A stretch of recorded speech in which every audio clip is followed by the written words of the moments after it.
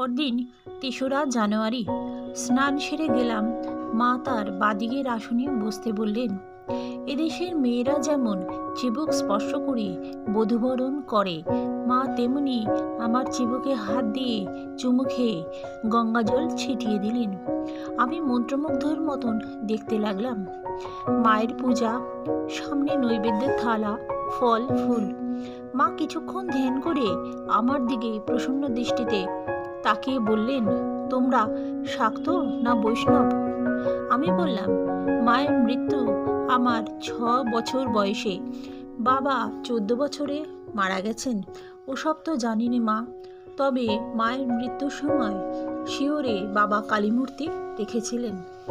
মা বুঝে নিলেন, চিবুকে হাত রেখে কানে মহামন্ত্র দিলেন।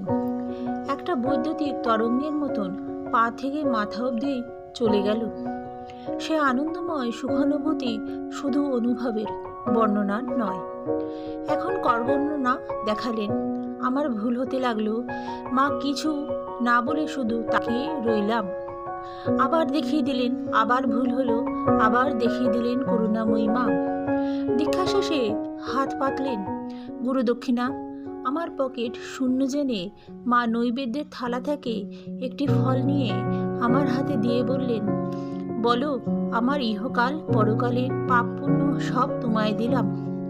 আমি বললাম, মা, ছেলে মাকে ভালো জিনিস দেয়, আমি পাপ টাপ দিতে পারবো না। হেসে বললেন, থাক বাবা, তোমায় কিছু দিতে হবে না, শুধু সকাল সুন্দর জপ করবে। জপাত সিদ্ধি, জপাত সিদ্ধি, জপাত সিদ্ধি। মাকে বললাম, হাতে জপ আমার হচ্ছে না মা।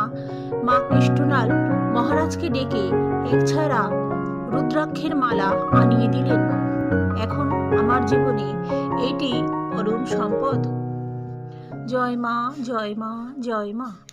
জয়তু শ্রীরামকৃষ্ণ, জয়তু শ্রীরামকৃষ্ণ, জয়তু শ্রীরামকৃষ্ণ। জয় স্বামীজি। শ্রী শ্রী মায়ের পদপ্রান্তে মায়ের করুণা কাহিনী বর্ণনা করছেন ধীরেন্দ্র কুমার গুহ ঠাকুরতা। মায়ের কৃপা সকলের ওপর সমানভাবে বর্ষিত হোক, মায়ের শ্রীচরণে এই কামনাই করি। জয় মা, জয় মা, জয় মা।